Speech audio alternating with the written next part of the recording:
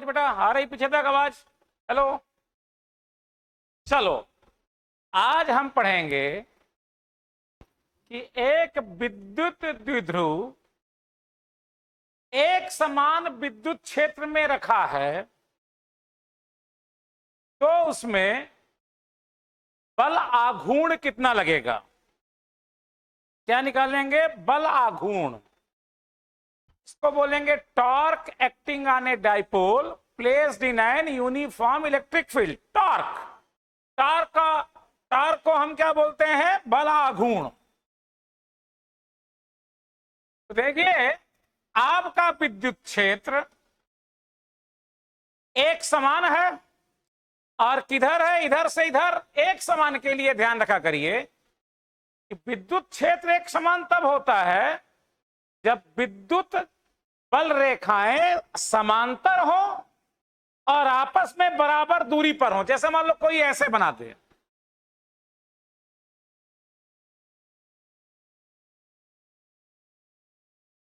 ये देखो, यहां पे दूरी कम है, यहां ज्यादा हो गई है, यहां और कम है, अलग अलग दूरी पे है, तो दिशा तो सेम है पर परिमाण सेम नहीं होगा, तो विद्युत क्षेत्र बराबर नहीं होंगे। तो एक समान के लिए क्या, इनके बीच की स्पेसिंग, दूरी भी सेम हो और दिशा भी सेम हो।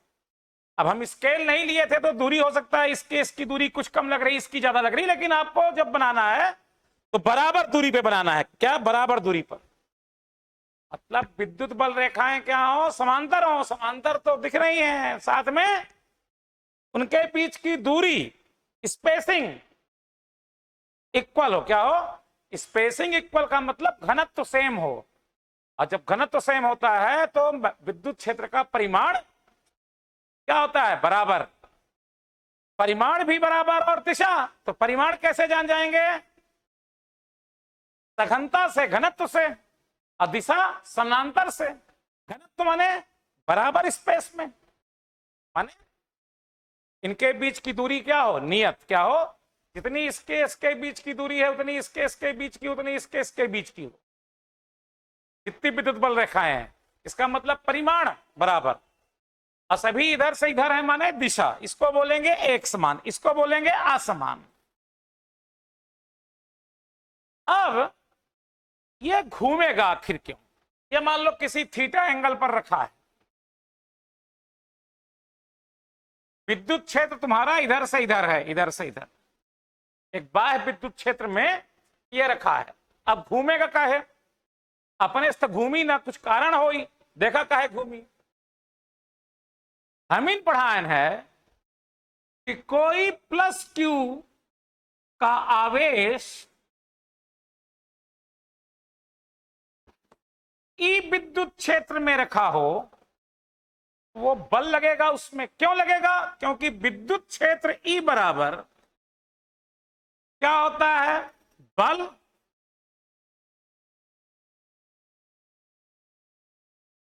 अपान क्या होता है? परीक्षण आवेश।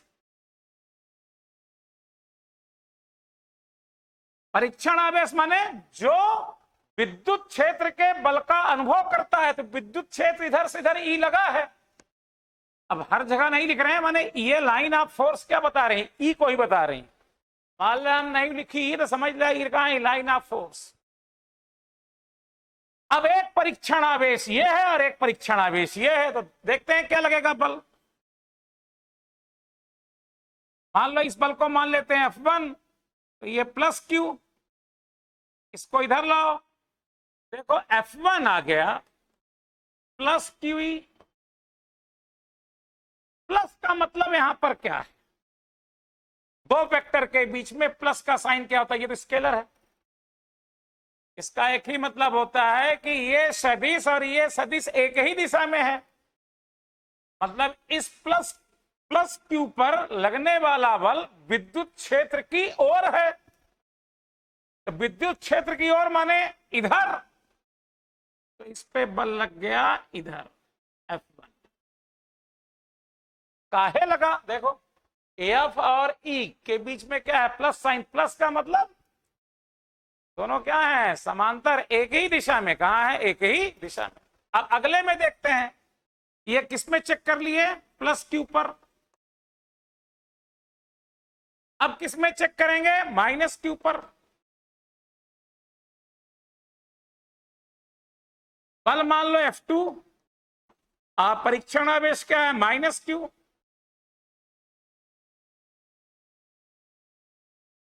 अब देखो ये सदिश और ये सदिश के बीच में क्या है? Minus sign. माइनस का मतलब क्या होती? विपरीत दिशा। विपरीत का मतलब यदि विद्युत क्षेत्र इधर है तो बल कहां लगेगा? माइनस क्यू पर, इधर। यह लग गया F2। अब यार ये देखो, F1 और F2 परिमाण में बराबर हैं।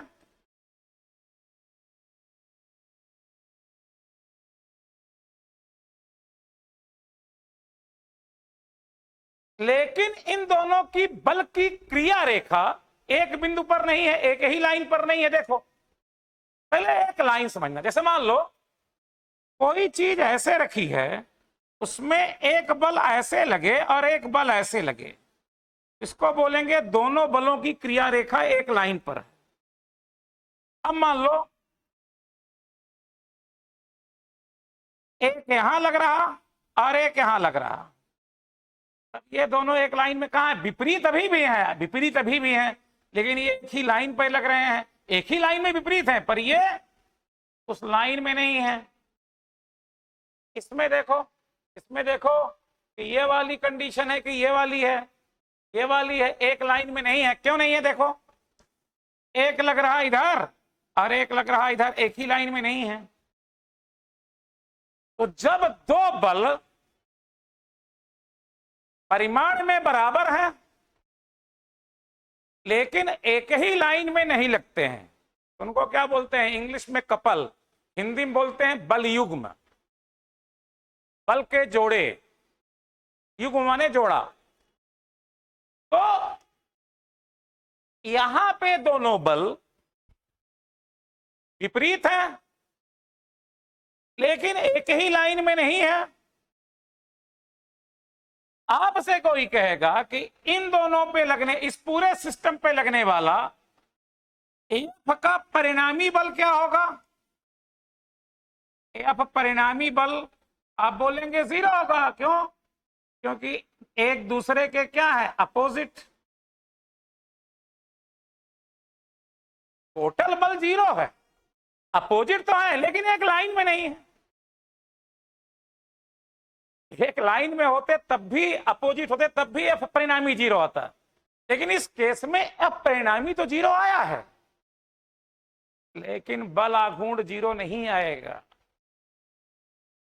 ये एक ही एक लाइन में नहीं है, तभी तो इसमें क्या हो रहा? घूम रहा। देखना कैसे, देखो देखना, ऐसे है, एक बल लगा इधर, देखो ये इधर घुमाया, और एक लगा इधर, तो ये देखो इधर, ये वाला बल इधर, देखो इधर से इधर, देखो ये वाला बल कहां घुमाएगा? देखना ये इधर, और ये वाला देखो कहां करेगा? देखो नीचे से ऊपर। देखो ये वाला बल इसको करेगा ऊपर से नीचे ऐसे, और ये वाला नीचे से ऊपर। मतलब ये वाला पोर्शन इधर आएगा और ये वाला पोर्शन इधर जाएगा। इधर को बोलेंगे क्लॉकवाइज। क्या बोलेंगे? घड़ी की सुई की दिशा में। देखो घड़ी की सुई ऐसे घूमते ऐसे, तो ये ऐसे रहेगा, ये दोनों बल घुमा के इसको ऐसे कर देंगे।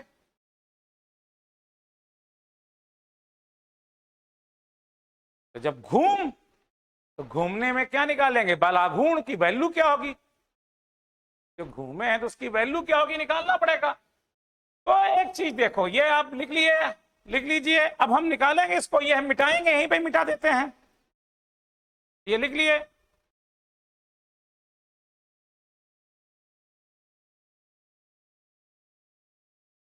अच्छा, इसमें एफ परिणामी जीरो है क्योंकि बल विपरीत तो है। जब भी बल एक सिस्टम में दो बराबर एवं विपरीत बल होंगे, कहीं भी लगेंगे, तो एफ परिणामी क्या आएगा? जीरो, लेकिन विपरीत हो। लेकिन कहीं पे भी लगने पर बल आघूर्ण जीरो हो जरूरी नहीं। बल आघूर्ण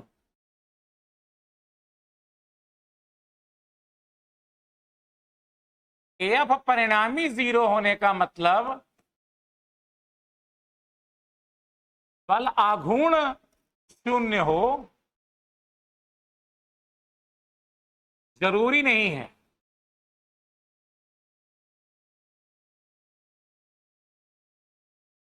कब जीरो नहीं होगा? देखो लिखे हैं जरूरी नहीं है, माने हमें हो भी सकता है, ये नहीं भी हो सकता है। इस केस में नहीं होगा तो कब होगा जीरो? कोई पूछ लेगा जब दोनों बल विपरीत हो पर एक ही लाइन में हो, क्रिया रेखा एक ही लाइन में हो। ऐसे एक इधर देखो, ये लाइन है तो एक इधर से इधर और एक इधर से इधर, एक ही लाइन। लेकिन ऐसे हो गया तो एक की लाइन ये है और एक की लाइन ये है, अब नहीं जीरो। तो बल आघूर्ण की वैल्यू निकालें। ठीक है, बल आघूर्ण की वैल्यू क्या होगी? तो बल आघूर्ण की वैल्यू क्या होती है कि उनमें से, इन दोनों में से, देखो दोनों बलों का भी हमने लिखा था कि जितना F1 का परिमाण होगा उतना ही F2 का होगा। मान लो ये F के है, इनमें से किसी एक का परिमाण, इनमें से, इन दोनों में से किसी एक का परिमाण लिख लो। अब उसमें किसका गुणा कर दो? दोनों बलों के बीच की, दोनों बलों के बीच की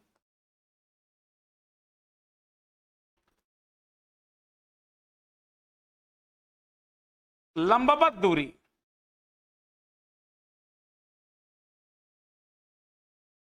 ये 11th में पढ़े होगे। तो देखो दोनों बलों का परिमाण F लियो और ये QE आएगा, एक प्लस QE था एक माइनस QE, परिमाण तो बराबर हुआ ना प्लस QE माइनस QE का। ये F इक्वल टू क्या रख दिए? QE। अब लंबवत दूरी, चलिए लंबवत दूरी निकालते हैं। देखो अब ये बताइए, आप आपसे कोई कहे कि एक बल लग रहा है इधर से इधर और एक लग रहा है इधर से इधर, तो लंबवत दूरी, देखो दूरी नहीं, जैसे ये ना 12 था, ये 12 दूरी है, हमको निकालना है लंबवत दूरी। तो दोनों की क्रिया रेखाओं को देखो, देख लिया क्रिया रेखाएं। अच्छा इधर से इधर का मतलब यही बस नहीं, इधर से इधर ऐसे मारते रहो, इधर से ऐसे। अब बोल दो ये है, ये है, ये सब क्या है? लंबवत दूरी क्या है? अरे भाई जितना ये होगा उतना ना ये होगा, उतना ही ना ये होगा, उतना नहीं ये होगा। अब देखो ये बल लग रहा है इधर से इधर, ये इधर से इधर, तो लंबवत दूरी क्या हो जाएगी? देखो अब यदि ये थीटा है तो ये भी क्या होगा? थीटा ही होगा। ये AC लंबवत दूरी आ गई। अब AC हम निकाल लेंगे। AC एयर कंडीशन नहीं बोल रहे हैं, AC। देखो यार AC साइन थीटा,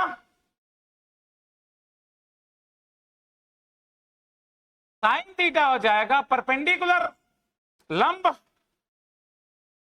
बटे कर्ण। कर्ण देखो AB है और AB की लेंथ क्या है? 12 है। ये आ गया 12 साइन थीटा।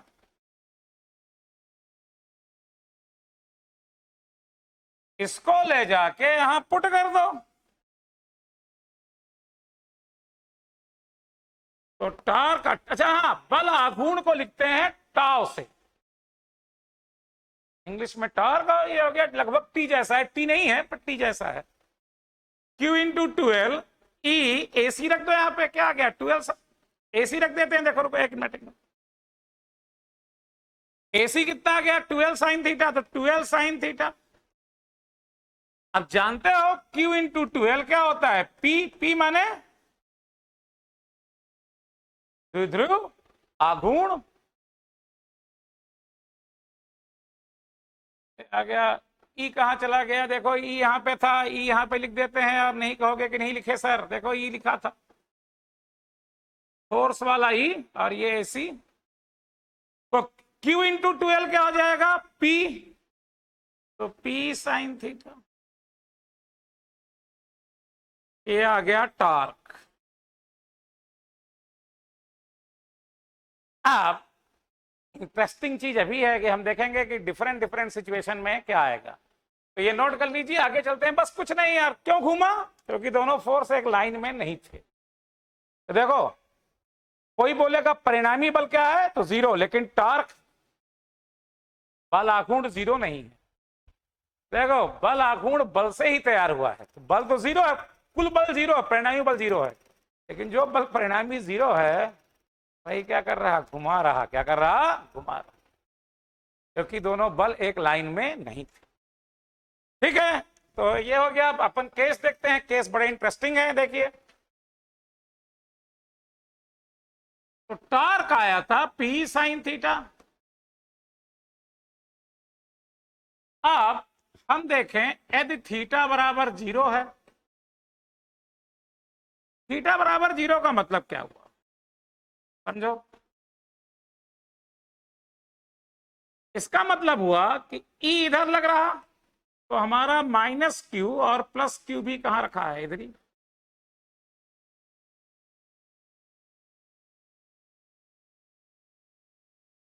तो यार हमारे इसमें भी इधर फोर्स लग गया F1 और इधर लग गया F2।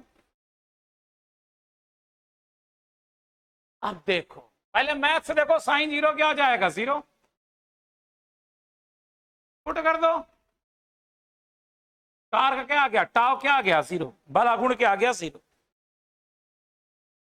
अब देखो अभी भी एफ परिणामी जीरो है, लेकिन इस बार बल आघूर्ण भी जीरो है। क्या जीरो है, बल आघूर्ण भी जीरो। हमने क्या लिखा था कि एफ परिणामी जीरो होने पर बल आघूर्ण हमेशा जीरो, जरूरी नहीं है। पिछले केस में ये जीरो नहीं था, इस बार जीरो है। क्यों जीरो हो गया, देखो इस बार दोनों बल एक ही लाइन में लग गए, एक ही लाइन में दोनों है। देखो उनकी क्रिया रेखा एक ही लाइन पर है, कोलिनियर है, एक इधर से इधर और एक इधर से इधर। ये पिछली बार क्या था, पिछली बार एक इधर से इधर था और एक इधर से इधर था। देखो लाइन अलग अलग थी, इस बार एक ही लाइन में। तब ये बलयुग्म नहीं बना पाएंगे, मतलब बलयुग्म तब बनता है जब दोनों विपरीत तो हो पर दोनों की क्रिया रेखा एक ही लाइन पर ना हो, एक ही रेखा पर ना हो।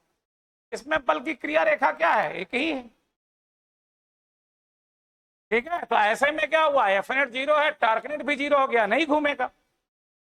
अब भाई घूमेगा काहे, वैसे सोचो इस केस में इसलिए घूमा था कि इलेक्ट्रिक फील्ड से किसी एंगल में था। तो देखो घूम के करता क्या है, वो घूम के अल्टीमेटली कहां आता है, यहीं भाई घूम के कहां आता है, विद्युत क्षेत्र की ओर ही आता है।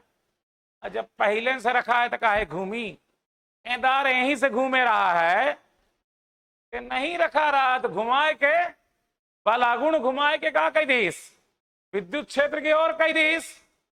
एक बार नहीं है, एक बार पहले से है अनुदिश, तो काहे घुमाई, जीरो आ गया। अच्छा अब बड़े इंटरेस्टिंग कैसे देखना। अब theta equal to 180 degree, sine 180 zero होता है, तो टार्क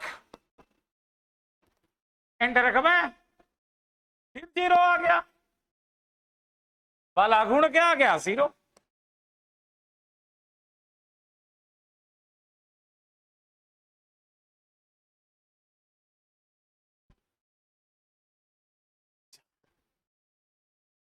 देखा 11th में द्वि प्रकार के साम्य अवस्था पढ़े हो गए, मुख्यतया इंग्लिश में ट्रांसलेटरी इक्विलिब्रियम, अब हिंदी में बोलेंगे स्थानांतरीय साम्य अवस्था, और एक होता है घूर्णी साम्य अवस्था। एक बार और, एक होता है स्थानांतरी साम्य अवस्था और एक होता है घूर्णी साम्य अवस्था। जब परिणामी बल के मान जीरो हुई तब वह स्थानांतरी साम्य अवस्था में होगी, जब बल आघूर्ण के मान जीरो हुई तब हुई घूर्णी साम्य अवस्था। तो 180 डिग्री वाले के डायग्राम देख लीन जाए, क्या हो 180 डिग्री वाले के।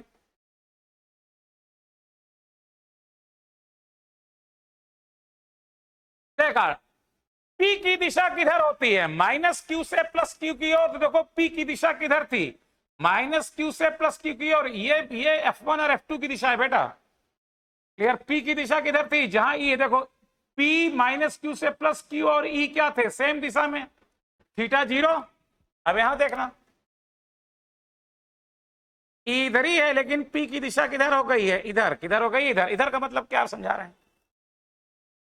अब अभी तक तुम माइनस क्यू इधर कर दो और प्लस क्यू इधर कर दो।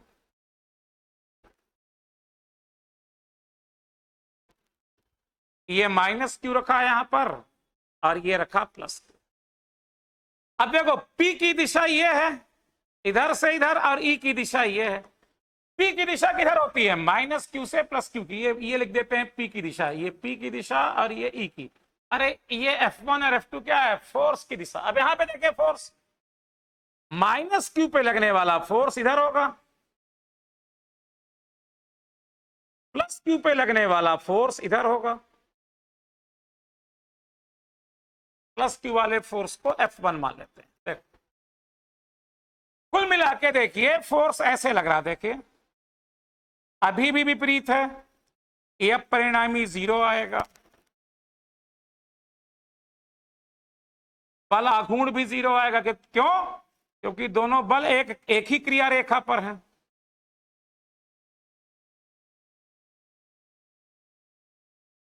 बल आघूर्ण भी 0 आ गया। लेकिन देखिए इससे क्लियर है कि इन दोनों केसेस में, स्थितियों में घूर्णी साम्यावस्था में भी है और स्थानांतरी। लेकिन साम्यावस्था के भी प्रकार होते हैं।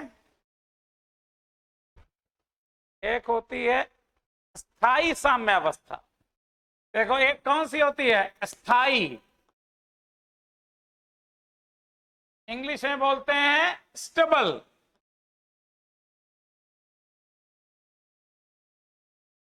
और एक होती है अस्थायी।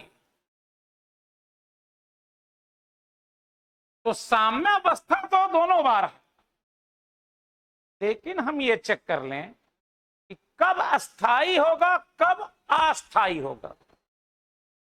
एक बार अस्थायी होगा, एक बार अस्थायी। तो थोड़ा सा 11th की चीज हमको बोलना पड़ेगा। बेटा तुम लोग भले हिंदी मीडियम को अच्छे से पढ़ो, एक एक चीज बताएंगे। अस्थायी साम्यावस्था तब आती है यदि कोई चीज साम्यावस्था में है और उसको तुम अपनी पोजीशन, स्थिति से थोड़ा सा बदल दो तो फिर वहीं पे आ जाए तो स्थायी। और यदि फिर वहीं पे ना आए, साम्यावस्था पे है और उसको बदल दो, थोड़ा सा उसकी स्थिति को डिस्प्लेस कर दो, अब फिर वहां ना आए तो उसको बोलते हैं अस्थायी। चेक कर लेते हैं दोनों केस में। पहले इसमें चेक करते हैं। विद्युत क्षेत्र इधर की ओर है और P आपका ये माइनस क्यू से प्लस क्यू। ये QE लगा और ये माइनस QE लगा, ये F1 लगा और ये F2 लगा। देखो ये ऐसे है तो बल कैसे लगे, ऐसे ऐसे और ऐसे। ये घुमा के इधर ला देंगे, माने इसको यदि आप ऐसे डिस्प्लेस करोगे ये इधर कर देगा, फिर से साम्यावस्था में आ जाएगा। तो जो 0 डिग्री वाला है, बल आघूर्ण 0 है तो साम्यावस्था है। तो कौन से साम्यावस्था में है, दोनों, स्थानांतरी और घूर्णीय। लेकिन ये क्या हो गई, अस्थाई। क्या होगी, अस्थाई। क्यों? क्योंकि जैसे ही थोड़ी सी स्थिति बदले फिर से वहीं आ जाएगा। वहां देखते हैं, वहां देखते हैं, यहां देखते हैं। इधर है और देखो ये तुम्हारा, देखो माइनस क्यू से प्लस क्यू, पी इधर था, देखो इधर से इधर, इसको थोड़ा सा घुमा दो ऐसे, प्लस क्यू यहां और माइनस क्यू है। अब सुनना, प्लस क्यू पे लगने वाला बल किधर होता है, विद्युत क्षेत्र की ओर। अब माइनस क्यू पे लगने वाला बल कहां होता है, विद्युत क्षेत्र के विपरीत। अब देखो ऐसे ऐसे था, देखो ये ऐसे ऐसे हो कर दिया। देखो ये ऐसे लगा, देखो ये ऐसे है, देखो तो ये बल ऐसे से, देखो ऐसे था तो ऐसे से इधर मारा तो ये घूम के ऐसे हो गया, इधर नहीं आया। रखा ऐसे था, डिस्प्लेस किए तो ये इधर आ गया। यहां पे क्या था, यहां पे ऐसे था, डिस्प्लेस किए तो इधर ही आ गया। यहां पे ऐसा नहीं हुआ, मतलब यहां साम्यावस्था में था ये, पहले ये ऐसे था, जहां ऐसे किए तो वो इधर से ऐसे नहीं आया। देखो ना, ये किधर घुमा रहा है, इधर, तो ये फिर से कहां हो जाएगा, विद्युत क्षेत्र की ओर। इसमें विद्युत क्षेत्र के विपरीत रखा था तो विद्युत क्षेत्र की ओर हो गया, और उसमें विद्युत क्षेत्र की ओर रखा था पहले से, अब थोड़ा सा डिस्प्लेस किए तो विद्युत क्षेत्र की ओर आ गया। और रखा था विद्युत क्षेत्र के, तब भी बल आघूर्ण 0 था, लेकिन जैसे ही थोड़ा सा हम बदलते हैं तो विद्युत क्षेत्र की ओर आ जाता है, माने अपनी पुरानी स्थिति में। जब पुरानी स्थिति में आ जाए तो स्थायी साम्यावस्था। लेकिन यहां विद्युत क्षेत्र के विपरीत, पहले देखो ऐसे रखा था, पहले माइनस क्यू, आपका प्लस क्यू इधर था और माइनस क्यू इधर था।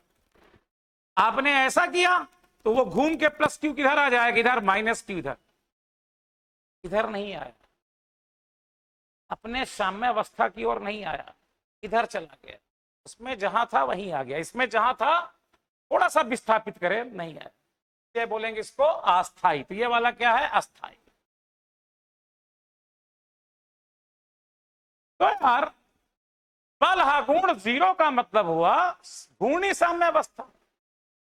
अरे परिणामी बल तो हर बार 0 है भाई, जब तक एक समान फील्ड है तो परिणामी बल 0 होगा। लेकिन एक बार स्थायी साम्यावस्था और एक बार अस्थायी साम्यावस्था। अब देखो,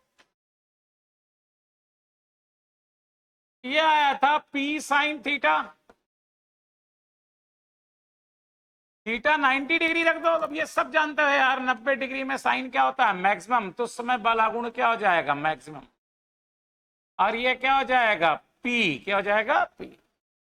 अब इसको सदिश रूप में क्या लिखोगे, देखो A क्रॉस B,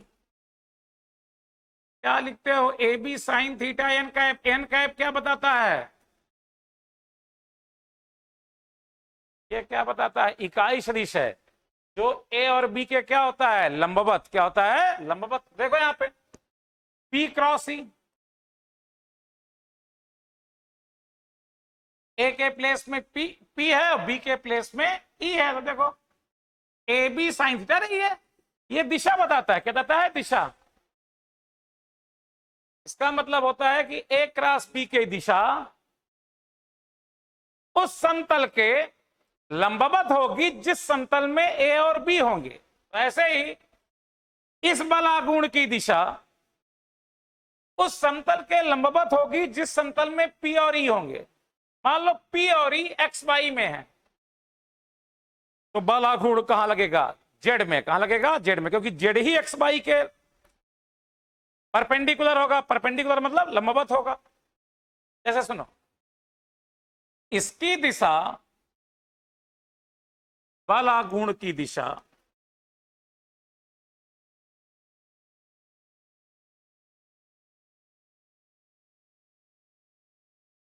उस समतल के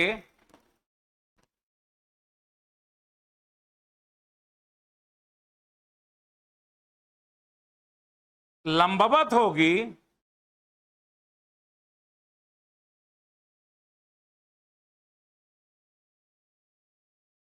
जिस समतल में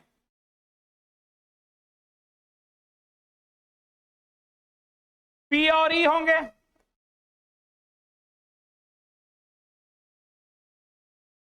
देखो, अब यदि पी और ई एक्स वाई समतल में है तो एक्स वाई का लंबवत क्या होगा, जेड। तो ये कहां लगेगा, जेड। यदि ये वाई और जेड में है तो वाई जेड का लंबवत क्या होगा, एक्स।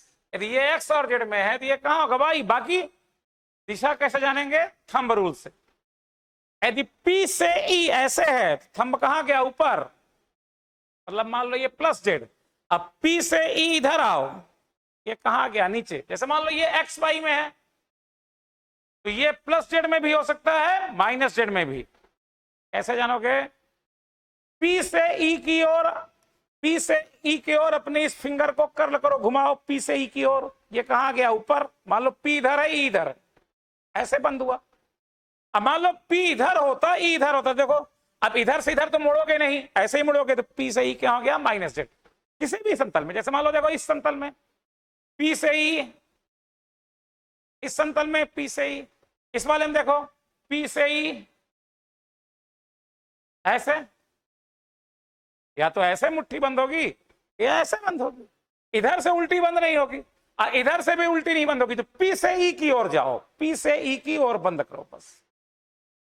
तो ये हो गया बेटा, ठीक है, आ गया समझ में। अब पढ़ेंगे द्विध्रुव को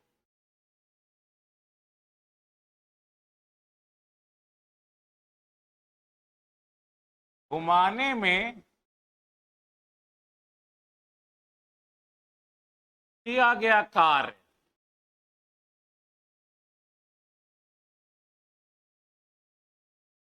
या इसी को हम बोलेंगे द्विध्रुव की स्थितिज ऊर्जा। इसी से निकल आएगा, अलग से पढ़ने की जरूरत नहीं है, ठीक है। Potential energy after dipole. अब थोड़ा सा इसको अच्छे समझो। मान लो ये विद्युत क्षेत्र है और ये प्लस क्यू माइनस क्यू था, ये आपने पढ़ा था क्यू ही लगा था और इधर माइनस क्यू ही,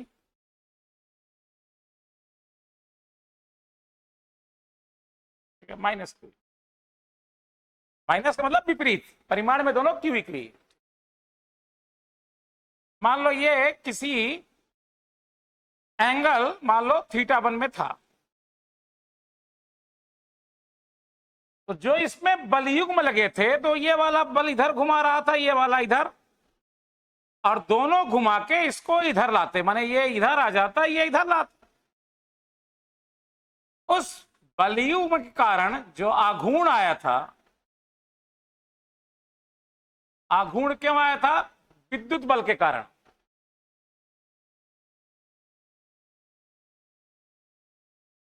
उसका मान क्या आया था?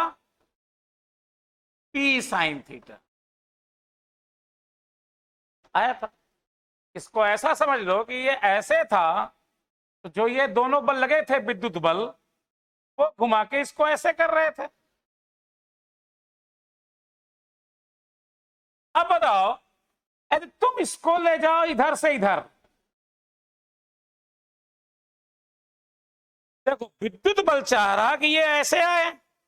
अच्छा मान लो विद्युत बल इसमें ऐसे ऐसे कर दिया, अब कोई आए तो इसको ऐसे ऊपर करे, इसको जैसे ये क्या है क्लॉकवाइज। विद्युत बल इसको देखो, विद्युत बल ऐसे था तो ऐसे कर दिया, जो विद्युत बल के युग्म थे उससे जो बल आघूर्ण आया वो घड़ी की दिशा में ऐसे घुमा के कर दिया, ठीक है। अब मान लो तुम इसको ऐसा करते हो तो वो इधर घुमा रहा, विद्युत क्षेत्र वाले बल दोनों उसको ऐसे कर रहे हैं, अब तुम ऐसे करो, तो तुम जब इसको इधर घुमाओगे घड़ी के विपरीत दिशा में, तो तुमको इन दोनों बल के बल युग्म के बल आघूर्ण के विरुद्ध क्या काम करना पड़ेगा? विपरीत। कहने का मतलब ये आघूर्ण किससे हो रहा? बाह्य बल से।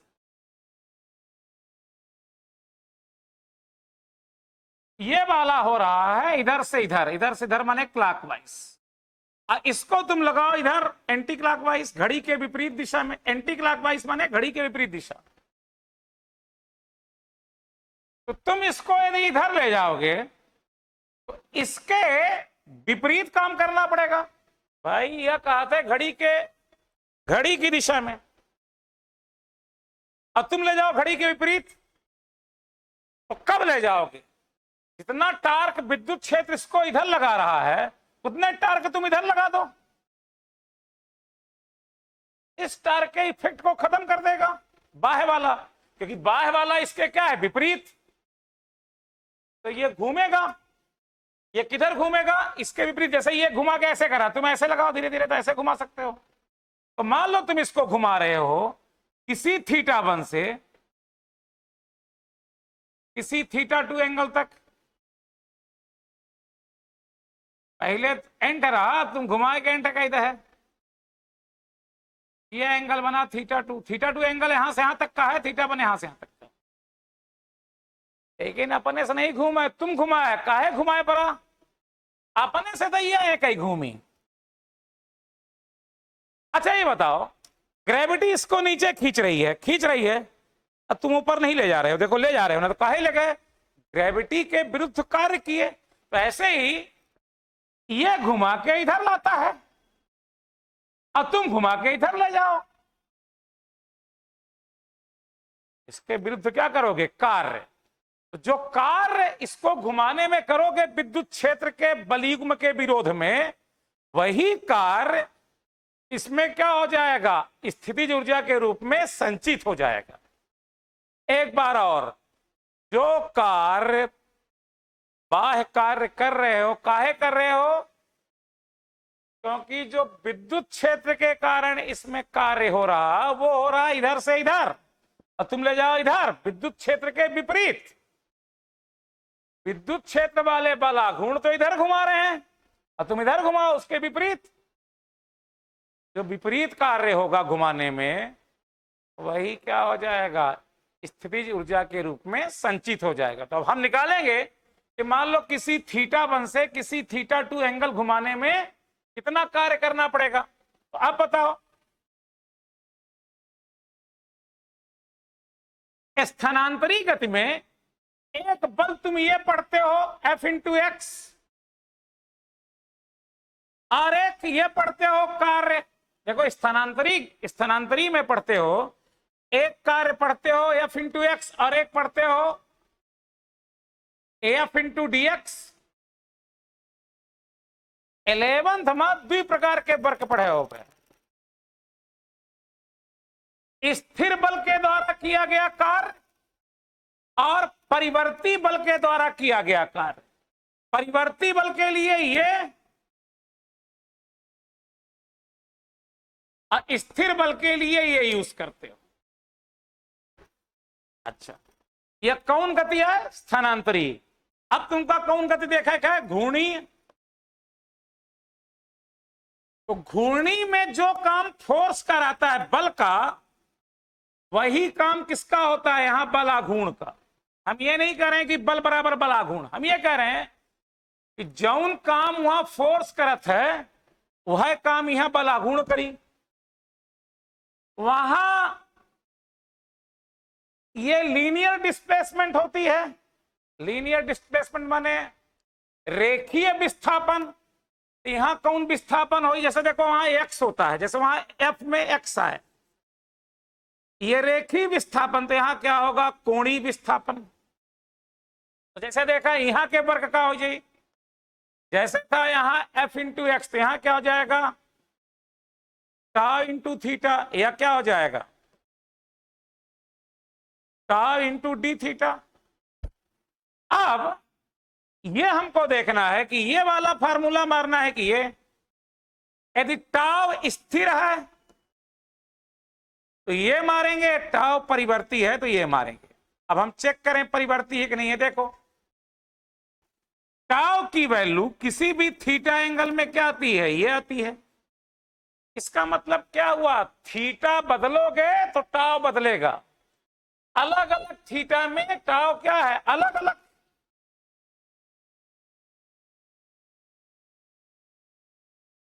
अलग अलग थीटा में τ क्या होगा, अलग अलग। अलग अलग माने, अरे अलग अलग माने आन आन वैल्यू वही। एक मतलब τ क्या है, परिवर्ती। क्या है, यहां क्या है, परिवर्ती। तो ये भी क्लियर हो गया कि ये फार्मूला मारेंगे इंटीग्रेशन वाला। अच्छा, इंटीग्रेशन वाले फार्मूला में पहले क्या निकल गए, स्मॉल, छोटी डिस्प्लेस, छोटी। देखो एक चीज सुनो, तुम लोग एक चीज सुनो, जौने वेरिएबल के पहले डी लग जाए माने बहुत छोटी चीज। जैसे देखो सुनो, एक्स के पहले dx लग जाए माने वेरी स्मॉल, टी के पहले डी लग जाए माने वेरी स्मॉल, टीयू के पहले जीरो लग जाए माने वेरी स्मॉल, टी थीटा के पहले जीरो लग जाए माने वेरी स्मॉल। ये इंटीग्रल का नियम होता है कि पहले हम किसी बहुत छोटे डिस्प्लेसमेंट के लिए निकाल लें, क्योंकि उस छोटे, देखो अलग अलग थीटा में बदल रहा है, एक ऐसा थीटा का बहुत छोटी वैल्यू है इसमें हो, जैसे मान लो थीटा का यहां बदलाव बहुत कम होगा तो टाउ में बदलाव, देखो अच्छा एक मिनट सुनो, थीटा का बदलाव बहुत कम होगा, बहुत कम माने निंच, very small, very very very very very small, अत्यंत सूक्ष्म, अत्यंत का भी अत्यंत सूक्ष्म, तो इसका बदलाव बहुत कम होगा, माने बहुत छोटे बदलाव के लिए ये लगभग क्या होगा, नियत। तो हम किसी छोटे के लिए उस टाव को यहाँ पे नियत मान के रख देते हैं, फिर जहां से जहां घूमेगा उसका इंटीग्रल कर लेंगे, ठीक है। तो हम ये फॉर्मूला मारेंगे, ठीक है। तो देखा घूर्णी गति के ये किसका वर्गणन है, ये किसका कार्य है, घूर्णी का, किसका है, घूर्णी का। ये किसका कार्य है, स्थानांतरी का। जैसे मतलब तुमको ये भूल जाए तो ये लिख लो, जौन काम वहां बल के है यहां बल आघूर्ण के है, जौन काम वहां रेखीय विस्थापन के है यहां कोणीय विस्थापन। अब चला बन जाए, ध्यान रखना कहां से कहां घुमाए हो, θ1 से θ2, इंटीग्रेशन में लिमिट आती है, लिमिट को क्या बोलते हैं, सीमा। चलो तो dw equal to tau T theta, ये क्यों आया, समझ में आ गया, p sine theta D theta. अच्छा ये dw कौन है, यह dw है बाह्य, कौन सा है, बाह्य। बाह्य का मतलब क्या हुआ, विद्युत क्षेत्र के बल जिधर घुमा रहे थे उसके विपरीत, विद्युत क्षेत्र वाले इधर घुमा रहे थे, तुम इधर, तब तो बरकटन करे परा तो का यार, तब एनर्जी स्टोर हो रहा है। अब कहां से कहां निकालना है, बार बार बाह्य नहीं लिखेंगे, ठीक है, ध्यान रखना बाह्य है तो पूरा बरकटन निकालना है। बरकटन माने किया गया कार्य, इंटीग्रल कहते हैं, पी कांस्टेंट है, बाहर आ जाए साइन थीटा डी थीटा, ऐसा। अब सबका मालूम है कि साइन थीटा डी थीटा का होता है माइनस कॉस थीटा। अब ऐसा माइनस कॉस थीटा प्लस सी होता है, सी को अपन इग्नोर कर रहे हैं, सी भी रखोगे तो कोई अंतर नहीं आएगा, हम बताएंगे आपको। तो ये डब्लू माइनस पी कर दो, ये जो माइनस आएगा इसका कॉस थीटा,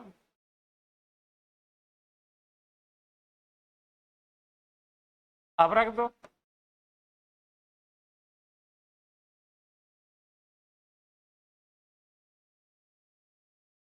ये आएगा किया गया कार्य, कहां से कहां तक किया गया कार्य, जब द्विध्रुव थीटा एंगल में रहा, कहां पहुंच गया, θ2 पर। तो द्विध्रुव को θ1 से θ2 घुमाने में किया गया कार्य, या कार्य के क्या है, जो विद्युत वाला बड़ा घूर्ण रहा हो के विपरीत आए। अच्छा, पर साल पढ़े होगा संरक्षी बल, पढ़े होगा। अच्छा एक खास बात क्या होती देखेगा, खास बात संरक्षी बल में क्या होता है, डब्लू बाय बराबर डब्लू संरक्षी with minus sign, with minus sign, रुका, बराबर माइनस साइन डब्लू संरक्षी। अब यहां संरक्षी बल कौन सा है, विद्युत बल। ध्यान रखना, पढ़ा चुके हैं, विद्युत बल क्या होता है, संरक्षी नेचर का। इसकी प्रकृति क्या होती है, संरक्षित, चाहे लिख ले डब्लू विद्युत।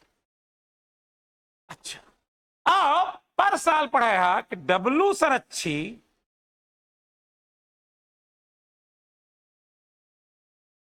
अब संरक्षी या संरक्षित है ना, देख लेना, डब्लू संरक्षी इक्वल टू होता है minus del U. Del U का मतलब होता है स्थितिज, देखो डेल माने परिवर्तन, यू माने स्थितिज, स्थितिज ऊर्जा में परिवर्तन। एन थे, तुम रखा एक कर वैल्यू, देखा W by equal to minus, अब ये डब्ल्यू रखा माइनस डेल यू। यह एक के बीच का रिलेशन है, यह एक के बीच क्या है, माइनस, या माइनस है, माइनस माइनस का होगा प्लस, माने डब्ल्यू बाय, अभी बतावा डब्ल्यू कौन रहा, बाय, बराबर का होगा डेल यू। कहते ना यार, जौन किया गया कार्य है वह स्थितिज ऊर्जा के रूप में संचित होता है, अलग से काहे पढ़वे। यह आएगा, यह चीज नोट कर ले अच्छे से, है ना। 11th क्या है चीज, कौना ऊर्जा के सूत्र आज तक निकाले है, तो क्या पढ़ता है, किया गया कार्य, या तो वह कार्य कौने कारण हो, गति के कारण हो, या संरचना के कारण हो, या स्थिति के कारण। देखा इनटे क्या बदली है, स्थित कोणीय स्थिति बदली है, चाहे रेखीय स्थिति बदले चाहे कोणीय। ठीक है, समझ में आ रहा अच्छे से। तो अब देखिए एकल माने यू डेल यू, देखा परिवर्तन का होता है फाइनल माइनस इनिशियल। बड़ी शानदार चीज है ये, बड़ी शानदार। अच्छा, फाइनल का एंड फाइनल का लिख रहा है जब एंगल कत्ता रहा θ2, इनिशियल का कत्ता रहा θ1।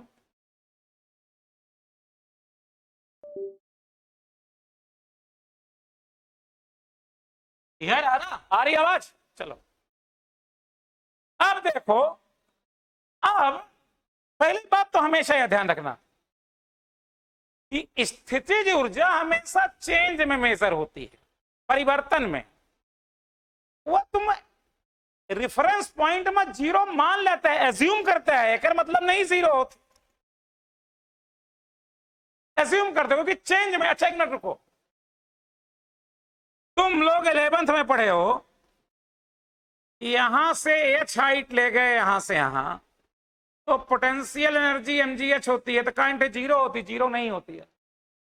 यहां से यहां तक का चेंज है, अब यहां से यहां तक का चेंज है तो हम क्या लिख देते हैं mgh, तो इसको क्या मान लेते हैं जीरो, पर जीरो नहीं होती है। यहां पे 11th में पढ़े होगे कितनी होती है, -g capital M small m by capital R होती है यहां पे। अब ऐसे ही मान लो एक को तुम A से B तक ले गए, मान लो यहां से यहां तक तुम ले गए A से B तक, तो तुम क्या बोलोगे, स्थितिज ऊर्जा कितनी होगी यहां से यहां तक की, mg इंटू, मान लो ये हाइट h1 है, तो क्या बोलोगे mg h1। इसको क्या मान लिए हो, जीरो मान लिए तो ना, mg इंटू ये हाइट, क्या यहाँ जीरो है, जीरो तो नहीं समझे। देखो एक बार और समझो, देखो यह क्लियर कह लिया यार, जनता है हमेशा तो बच्चे स्थितिज ऊर्जा में, जैसे देखो 11th में पढ़े थे कि स्थितिज ऊर्जा को कहां जीरो मानते हो, अनंत में, अनंत में वहां पे गुरुत्वीय क्षेत्र क्या हो गया था, जीरो। लेकिन वो एसेंशन है, रिफरेंस पॉइंट मान लेते हैं, थोड़ा समझा होते का। मान लो यहां से यहां तक h1 हाइट है और यहां से यहां तक h2 हाइट, तो यहां की एनर्जी कितनी होगी mgh1, यहां की कितनी होगी mgh2, समझा। अब कोई यहां से यहां जा रहा है, अब मान लो h2 minus h1 equal to x है, ये x है यहां से यहां तक, यहां से यहां तक h2, यहां से यहां तक h1, तो तुम सीधे बोल दोगे यहां से यहां तक क्या होगी mg इंटू x, इसको क्या माने, zero mg into this height. अब चाहे यहां से निकालो तो वही ना आगे, देखो mg h2 में mg h1 सब्ट्रैक्ट करो,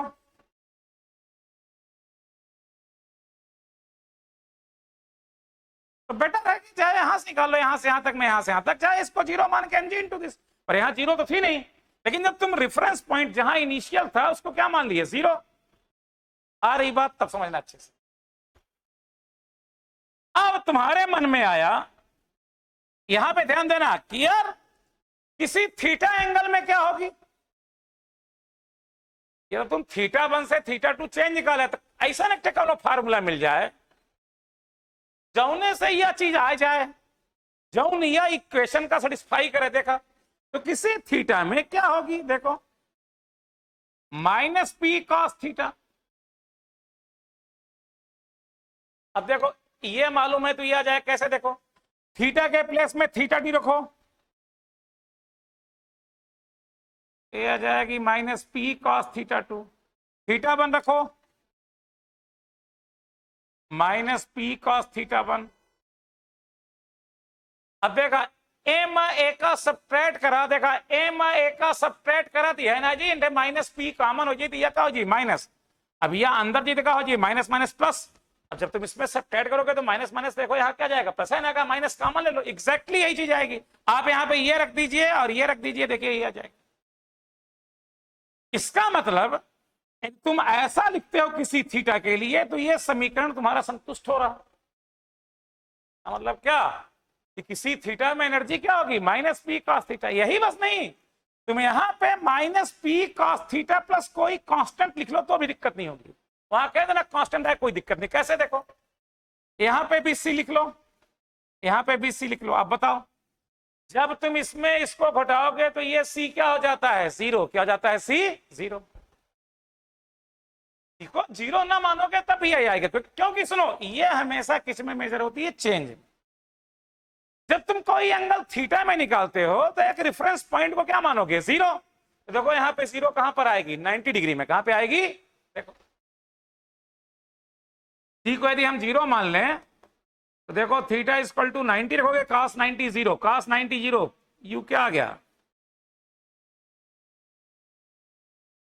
ये ऐसा होता है। जीरो तुम एज्यूम किए हो, क्योंकि जीरो एज्यूम करोगे तभी ये इक्वेशन क्या हो रहा, सेटिस्फाई। बेसिकली चेंज है, क्या है इसको, चेंज। तो 90 को हम क्या मान लेते हैं, रेफरेंस ले। तो देखो रोटेटरी में हम किसको रेफरेंस मान रहे हैं, 90 डिग्री को, और रेखी में किसको मानते थे, इनफाइनाइट। किसको मानते थे, इनफाइनाइट, अनंत को एज्यूम करते हो बेटा। बाकी 90 में भी क्या होगा, कोई कांस्टेंट बचा, कोई सी होगा, चेंज। ये किस में मेजर होती है, चेंज। किसी थीटा के लिए हम ऐसा मान लेते हैं, ठीक है। तो क्या आ गई, माइनस पी कॉस थीटा। पढ़े आगे, समझ में आ गया अच्छे से, ये इस इक्वेशन को सेटिस्फाई कर रहा। अब चलते हैं, तो तुमने यू मान लिया minus P cos theta, constant को क्या मान लिया, जीरो। कांस्टेंट रखने से कोई अंतर नहीं आ रहा था, तो आप कहेंगे थीटा जीरो रखेंगे क्योंकि कांस्टेंट सबके लिए वही आएगा, थीटा कितना भी बदलोगे सी तो वही रहेगा सबके लिए ना, तो चेंज में वो सी क्या हो जाएगा, जीरो। इसलिए ऐसा थीटा जीरो मानोगे तो यू क्या हो जाएगा, माइनस पी कॉस जीरो क्या जाएगा, 1। ये पहला थीटा 180 देखो, यू क्या हो जाएगा, माइनस पी, और कॉस 180 क्या होता है, -1। देखो प्लस पी हो गया। ये थीटा इक्वल टू 0 डिग्री और ये थीटा इक्वल टू 180 डिग्री। 90 में तो जीरो एज्यूम करे है यार, सुना। अब बहुत 90 का लिखता है, 90 में तो जीरो एज्यूम करे है, पर लिखा देते हैं, देखो अपने आप 90 में जीरो एज्यूम कर रहे हो तभी वो इक्वेशन सेटिस्फाई हो रहा है।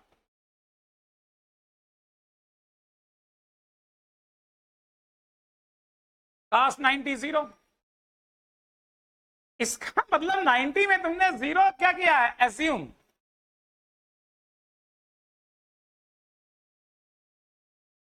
ठीक है, रेफरेंस जरूरी नहीं, यहां पे कोई प्लस सी भी लगा दोगे तो भी कोई दिक्कत नहीं होगी, क्योंकि चेंज में हमेशा देखना, यू हम डिफाइन करते हैं पर बेसिकली वो डेल यू होता है। पोटेंशियल एनर्जी हमेशा चेंज में मेजर होती है, यू नहीं, डेल यू मेजर होता है। तो जब डेल यू मेजर होगा तो चाहे यहाँ थीटा 1 थीटा 2 कुछ करोगे, जब सब्ट्रैक्ट करोगे सी घट जाएगा। तो ये लगता है कि कैलकुलेशन में सुविधा ना हो तो यार इसको सीधे सी करो, थीटा क्या मान लो, कब ये जीरो होगी अपने आप पता रहा थीटा 90 होगा, ये ऐसा हुआ बस। पर जरूरी नहीं है कि जीरो हो।